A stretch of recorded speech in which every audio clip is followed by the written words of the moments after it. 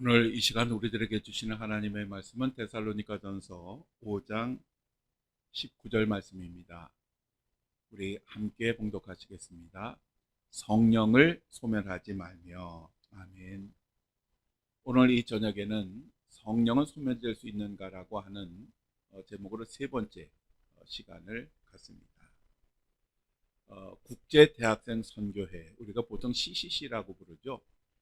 이 대학생 선교회 창립자인 빌 브라이트 박사는 우리 인생의 마음을 세 가지로 분류하였습니다.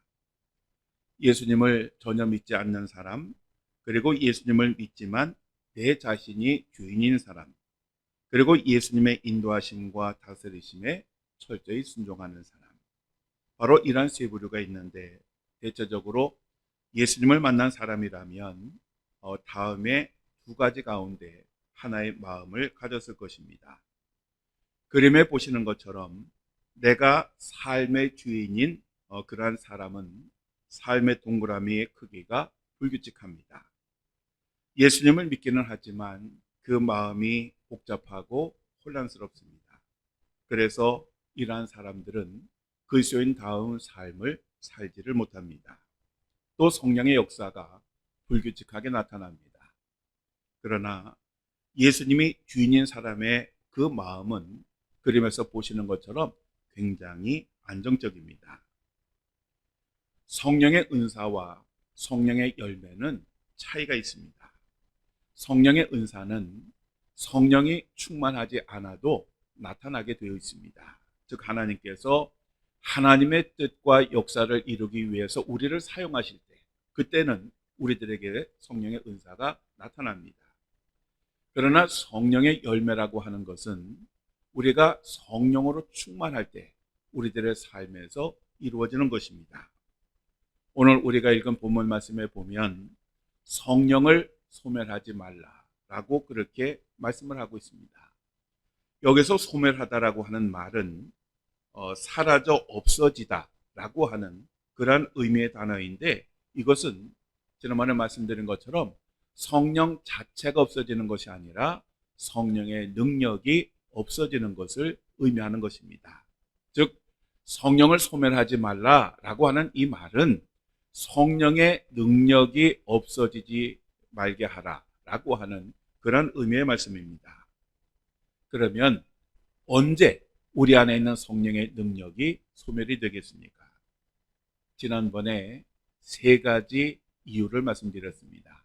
우리 잠깐 그것을 돌이켜보면, 첫째, 우리가 죄 가운데 살면 성령은 소멸됩니다. 레위기 11장 45절에 나는 너희의 하나님이 되려고 너희를 애굽 땅에서 인도하여 낸 여호와라, 내가 거룩하니 너희도 거룩할지어다 라고 하나님께서 말씀하고 있습니다. 우리의 하나님은 거룩한 분이십니다. 그렇기 때문에 절대로 죄와 함께 하실 수 없는 그러한 분이십니다. 성령도 마찬가지입니다. 우리 성령도 거룩하신 분이시기 때문에 죄와 함께 할 수가 없으신 것입니다. 만일 우리가 죄 가운데 살면 성령은 소멸하게 됩니다. 두 번째로, 성령은 우리가 교만하며 하나님 앞에 순종하지 못할 때 소멸됩니다. 베드로전서 5장 5절에 하나님은 교만한 자를 대적하시되 겸손한 자들에게는 은혜를 주시느니라 라고 말씀하고 있습니다. 우리가 성령을 받았을지라도 성령을 주인으로 삼지 아니하고 우리가 주인 노릇을 하면 성령은 소멸되게 되어 있습니다. 우리가 성령을 받을 때에도 그렇고 성령을 받은 후에도 그렇고 우리들은 항상 겸손하게 성령의 인도하심에 순종해야 합니다. 그래야 성령의 능력이 우리들의 삶에서 계속 나타나게 되는 것입니다. 세 번째로, 우리가 세상에 안주할 때에 성령은 소멸이 됩니다. 갈라디아서 5장 16절 17절에 내가 이르노니 너희는 성령을 따라 행하라, 그리하면 육체의 욕심을 이루지 아니하리라. 육체의 소욕은 성령을 거스르고 성령은 육체를 거스르나니 이 둘이 서로 대적하므로 너희가 원하는 것을 하지 못하게 하려 함이니라 라고 말씀하고 있습니다. 육체의 욕망과 성령이 바라시는 것은 양립할 수가 없습니다. 세상에 대한 욕심은 성령을 소멸하게 합니다. 그림에서 보시는 시소와 같습니다. 그래서 우리들은 현실에 안주하고 욕심에 따라 살면 성령은 소멸하게 된다고는 사실을 늘 기억을 해야 합니다. 자, 여기까지가 두 주 전에 말씀드린 그러한 내용이었고, 성령이 소멸되는 이유가 두 가지가 더 있습니다. 그래서 오늘은 나머지 이 두 가지도 말씀드리려고 합니다. 네 번째로, 우리가 기도를 게을리 하게 되면 성령은 소멸됩니다. 사도행전 1장에 보면 예수님께서 승천하시면서 제자들에게 예루살렘을 떠나지 말고 하나님께서 약속하신 그 성령을 기다리라고 그렇게 당부를 하셨습니다. 그래서 예수님께서 승천하신 후에 제자들이 마가의 다락방에 모였습니다. 사도행전 1장 13절에 14절에 보면 그날의 모습을 이렇게 표현하고 있습니다. 들어가 그들이 유하는 다락방으로 올라가니 베드로, 요한, 야고보, 안드레와 빌립 도마와 바돌로메, 마테와 및 알페오의 아들 야고보, 셀로신 시몬, 야고보의 아들 유다가 다 거기 있어 여자들과 예수의 어머니 마리아와 예수의 아우들과 더불어 마음을 같이하여 오로지 기도에 힘쓰더라. 아멘. 이때 마가의 다락방에 120명의 성도들이 모였습니다. 그들은 그냥 모여서 교제를 하고 성령이 임하시기를 기도한 것이 아니라 오로지 기도하기에 힘을 썼다라고 그렇게 성경은 말씀하고 있습니다. 즉 우리가 성령을 받으려면 간절히 기도해야 합니다. 그럴 때에 성령의 역사가 우리 가운데 나타나는 것입니다. 그러므로 우리들은 항상 기도를 해야 합니다. 사도행전 2장 42절 우리 함께 읽겠습니다. 그들이 사도의 가르침을 받아 서로 교제하며 떡을 떼며 오로지 기도하기를 힘쓰니라. 그들은 성령을 받을 때 기도를 했고 성령을 받은 후에도 기도를 하였습니다. 우리가 성령을 받고 성령의 능력을 유지하는 비결은 기도하는 것입니다. 만일 우리가 성령을 받은 후에 기도를 게을리하면 성령의 능력은 소멸되는 것입니다. 그러면 우리가 왜 기도를 해야 합니까? 그것은 성령의 능력이란 하나님의 뜻을 이 땅에 이루는 것인데 기도를 하지 않으면 하나님의 뜻을 알 수 없기 때문입니다. 우리가 하나님의 뜻을 알지 못하면 우리는 성령의 능력을 엉뚱한 곳에 사용하게 됩니다. 그러면서도 우리는 하나님의 일을 하고 있다고 착각을 하게 되는 것입니다. 기도라고 하는 것은 나는 아무것도 아니며 오직 하나님의 은혜와 도우심만이 능력임을 고백하는 우리 믿음의 표현인 것입니다. 그러므로 우리들은 하나님께 귀하게 쓰임을 받으면 받을수록, 그리고 일이 더욱 바빠질수록, 그리고 우리들의 그 하는 일의 비중이 커질수록 더욱더 하나님 앞에 엎드려 기도하여야 하고 그 기도하는 것을 가장 우선순위에 두어야 합니다. 그렇게 바쁘셨던 예수님도 항상 기도하는 것을 먼저 하셨습니다. 하나님의 아들이셨지만 그러나 예수님도 이 땅을 사는 동안 항상 새벽에 한적한 곳에 가셔서 기도를 통하여 하나님과 교제를 하셨습니다. 예수님이 그냥 능력을 행한 것이 아닙니다. 우리도 그렇게 하라고 말씀을 하셨습니다. 우리가 기도하지 않으면 우리 안에 있는 성령은 소멸되게 됩니다. 그리고 마지막으로 다섯 번째, 우리가 말씀을 소홀히 하면 성령은 소멸됩니다. 요한복음 6장 63절에 예수님이 이렇게 말씀하셨습니다. 살리는 것은 영이니 육은 무익하니라. 내가 너에게 이른 말은 영이요 생명이라. 제자들에게 예수님께서 이러한 말씀을 하신 후에 제자들에게 이렇게 물으셨습니다. 너희도 가려니냐? 그러자 예수님의 제자 베드로가 이렇게 대답을 하였습니다. 주여, 영생의 말씀이 주께 있사오니 우리가 누구에게로 가오리이까.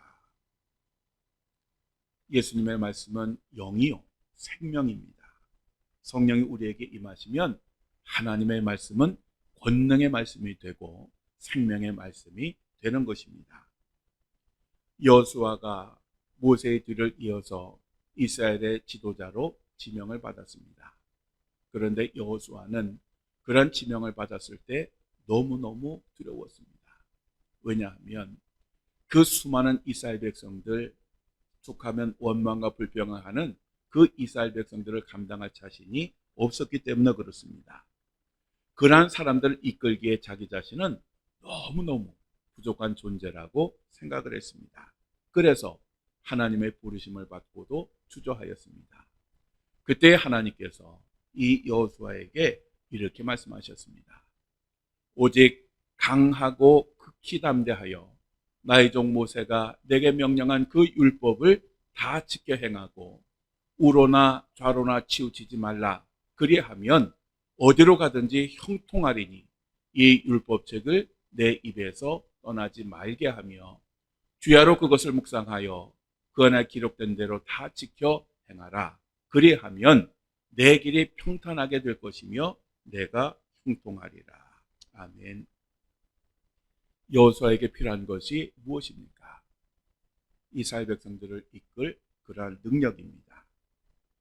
그런데 하나님께서 이 여호수아에게 하신 말씀이 하나님의 말씀을 묵상하고 하나님의 말씀대로 행하라. 그리하면 형통하리라 라고 말씀을 하셨습니다. 그가 이런 하나님의 말씀에 순종하였을 때에 그는 지도자의 역할을 잘 감당할 수가 있었습니다.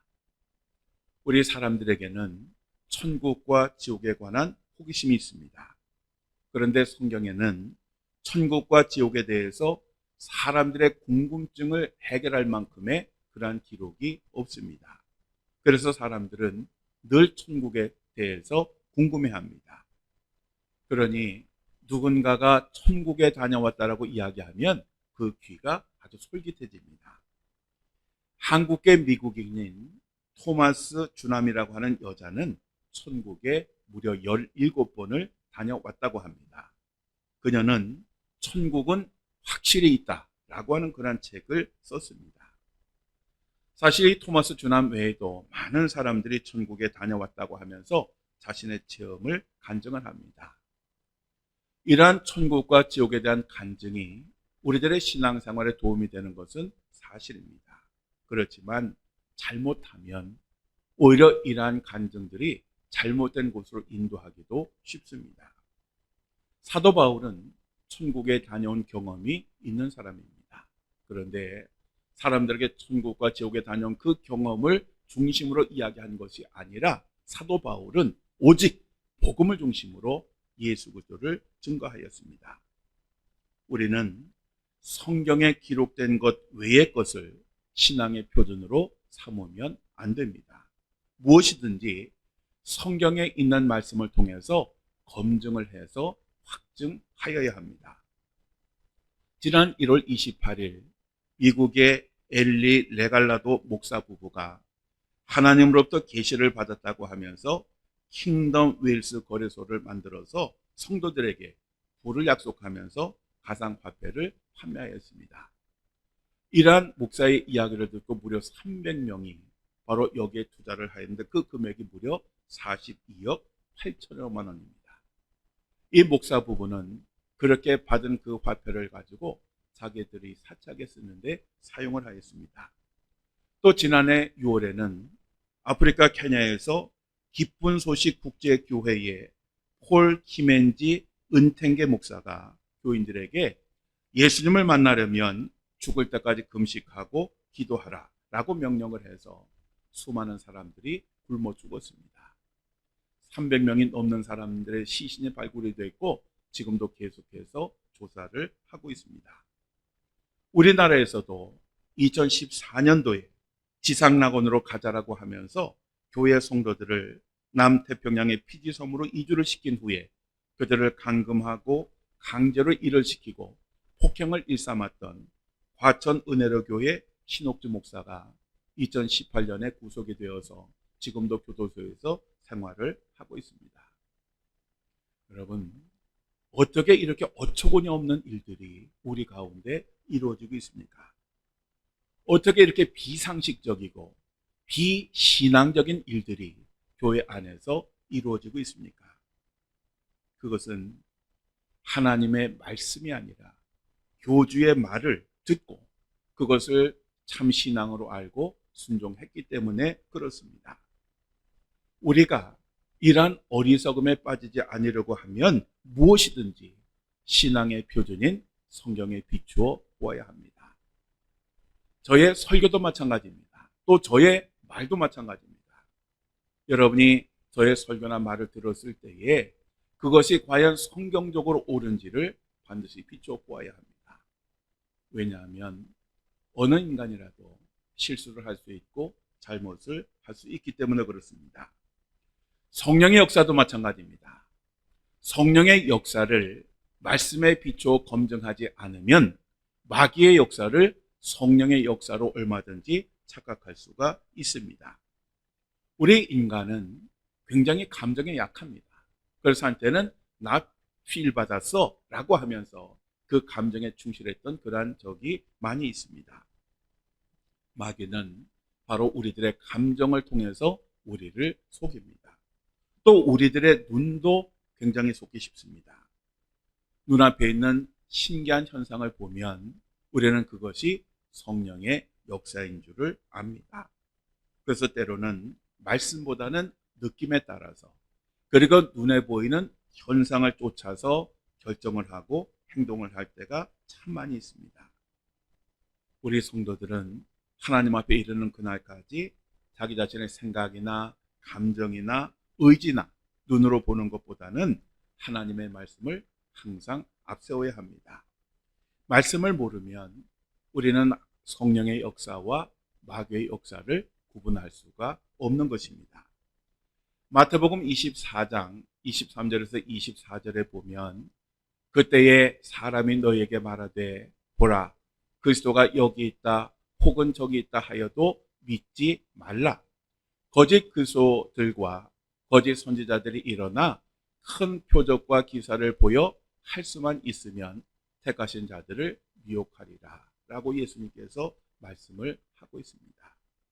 즉 말세에는 거짓 그리스도인들, 즉 자칭 예수라고 하는 사람들이 많아질 것이고 또 거짓 선지자들이 더욱더 많아질 것이며 이들은 이적과 표적을 행하여 사람들의 눈을 현혹하고 그 마음을 빼앗을 것이라고 하는 것입니다. 그러니까 우리가 말씀으로 그것을 제대로 검증하지 못하면 마귀가 역사하고 거짓 그 그리스도인들이 역사함에도 불구하고 그것이 마치 성령의 역사인 것처럼 착각하고 따라가다가 결국 망하게 되는 것입니다. 요즘 현대인들은 정말 바쁩니다. 그리고 그렇게 바쁜 생활 중에도 또 성도로서의 그러한 사명도 감당을 해야 합니다. 그러다 보니 말씀을 읽고 묵상하고 그리고 그 말씀을 통해서 주시는 그 의미를 되새기는 일에 소홀히 할 수밖에 없습니다. 마치 그 무엇과 같냐 하면 누가복음 10장 38절 이하에 마르다가 비본질적인 것 때문에 본질적인 것을 놓치게 되는 그러한 경우와 같습니다. 즉 우리들은 그저 바쁜 생활에 심취가 되어서 하나님으로부터 하나님의 그 말씀으로부터 점점 멀어지게 되고 성령의 능력을 잃어버리게 되는 것입니다. 초대교회 성도들이 숫자가 급속히 늘어나면서 사도들의 일이 많아지자 사도들에게 고민이 생겼습니다. 그것은 그들이 너무 바쁘니까 본질적인 일을 제대로 할 수 없게 되었습니다. 그래서 사도들이 고민하다가 성도들을 모아놓고 이렇게 말을 하였습니다. 우리가 하나님의 말씀을 제쳐놓고 접대를 일삼는 것이 마땅하지 아니하니 형제들아 너희 가운데서 성령과 지혜가 충만하여 칭찬받는 사람 7을 택하라. 우리가 이 일을 그들에게 맡기고 우리는 오로지 기도하는 일과 말씀 사역에 힘쓰리라. 아멘. 성령의 역사를 이루려면 두 가지가 꼭 필요합니다. 그것은 기도와 말씀입니다. 그런데 사도들이 너무 바빠지다 보니까 그 일들이 다 귀하기는 하지만 가장 그들이 해야 할 기도와 말씀 사역을 소홀히 하게 되었던 것입니다. 그래서 사도들은 신실한 집사 7을 세워서 그들이 할 수 있는 일들은 그들에게 전적으로 위탁하고 자기 자신들은 이 기도하는 것과 말씀 준비하는 일에 열심을 다하겠다라고 했던 것입니다. 우리 성령은 말씀 가운데 역사하십니다. 말씀 없는 성령의 역사란 없습니다. 히브리서 4장 12절에 하나님의 말씀은 살아있고 활력이 있어 라고 말씀하고 있습니다. 우리 예수님도 마귀의 시험을 하나님의 말씀으로 이기셨습니다. 우리가 말씀을 소홀히 하면 성령은 우리 안에서 소멸되는 것입니다. 사랑하는 성도 여러분, 기도와 말씀은 늘 함께 가야 합니다. 마귀는 우리들을 실족하게 하기 위해서 유사한 것으로 우리들의 눈을 속이고 우리들의 마음과 우리들의 생각을 속입니다. 마치 우리가 기도하다 응답받은 것이 하나님의 응답인 것처럼 그렇게 착각하게 하고 마귀의 역사가 성령의 역사인 것처럼 착각하게 함으로써 결국 성령의 능력을 상실하고 실패 자리에 서게 하는 것입니다. 또한 우리로 하여금 바쁘게 하여 기도와 하나님의 말씀으로부터 점점 멀어지게 합니다. 그렇게 되면 우리의 영혼이 어떻게 되느냐? 그 나무에서 떨어진 가지와 같이 됩니다. 그 가지가 그 나무에 붙어 있을 때에는 생수를 공급받고 건강하게 되지만 그것이 떨어지게 되면 시간이 지나면서 결국 말라 비틀어져 죽게 되는 것과 같습니다. 우리들은 항상 기도를 통하여 하나님 앞에 엎드려야 하고 성령의 인도하심을 구해야 하고 하나님의 말씀을 통하여 모든 것을 검증해야 합니다. 그럴 때에 성령은 변함없이 계속해서 우리 안에서 역사를 하시는 것입니다. 우리 모두 받은 성령이 소멸되지 않도록 합시다. 오히려 이 성령의 능력을 통해서 하나님의 뜻을 이루어갈 뿐만 아니라 승리하는 삶을 살아갑시다. 할렐루야.